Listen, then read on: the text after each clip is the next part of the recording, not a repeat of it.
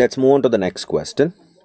അടുത്ത question number 20 ആണ് January 29 shift 1 ന്റെ question number 20. Let's look at it.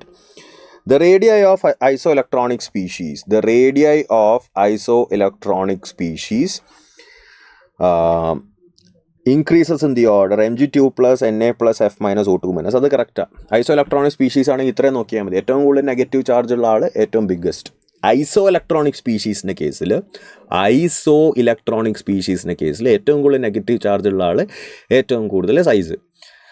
Okay, അതേപോലെ തന്നെ ഏറ്റവും കൂടുതൽ പോസിറ്റീവ് ചാർജ് ഉള്ള ആൾ ഏറ്റവും കുറവ് സൈസ്. കാര്യം എന്താ, ഐസോഇലക്ട്രോണിക് സ്പീഷീസിൽ പോസിറ്റീവ് ചാർജ് കൂടുമ്പോൾ ബേസിക്കലി എന്താണ് അതിൻ്റെ അർത്ഥം, നമ്പർ ഓഫ് പ്രോട്ടോൺസ് കൂടിയിട്ടുണ്ടെന്നാണ്. ഇപ്പോൾ ഫോർ എക്സാമ്പിൾ mg2 പ്ലസിന് 12 പ്രോട്ടോൺ ഉണ്ട്, സോഡിയം Na പ്ലസിന് 11 എണ്ണേ ഉള്ളൂ, F മൈനസിന് 9 എണ്ണേ ഉള്ളൂ, ഓക്സിജന് 8 എണ്ണേ ഉള്ളൂ. അപ്പോൾ ഏറ്റവും കൂടുതൽ എഫക്റ്റീവ് ന്യൂക്ലിയർ ചാർജ് ആർക്കാണ് ഇവിടെ? മെഗ്നീഷ്യത്തിനാണ്. എഫക്റ്റീവ് ന്യൂക്ലിയർ ചാർജ് കൂടുമ്പോൾ ഷ്രിങ്ക് ചെയ്യും.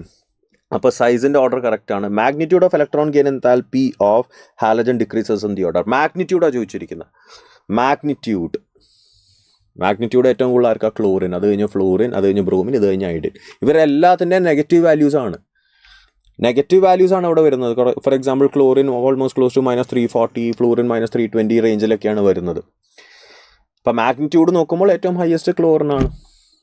അതായത് ഇലക്ട്രോൺ അഫിനിറ്റി നോക്കുകയാണെങ്കിൽ ഏറ്റവും കൂടുതൽ ആർക്കാ? ക്ലോറിൻ, അത് കഴിഞ്ഞ് ഫ്ലൂറിൻ, അത് കഴിഞ്ഞ് ബ്രോമിൻ, അത് കഴിഞ്ഞ് iodine. So statement 1 and 2 both are correct. Statement 1ഉം കറക്റ്റാണ്, സ്റ്റേറ്റ്മെൻറ്റ് 2ഉം കറക്റ്റാണ്. ഓക്കെ ആണോ? സോ 70th വണ്ണിൻ്റെ ആൻസർ 4 ആണ്.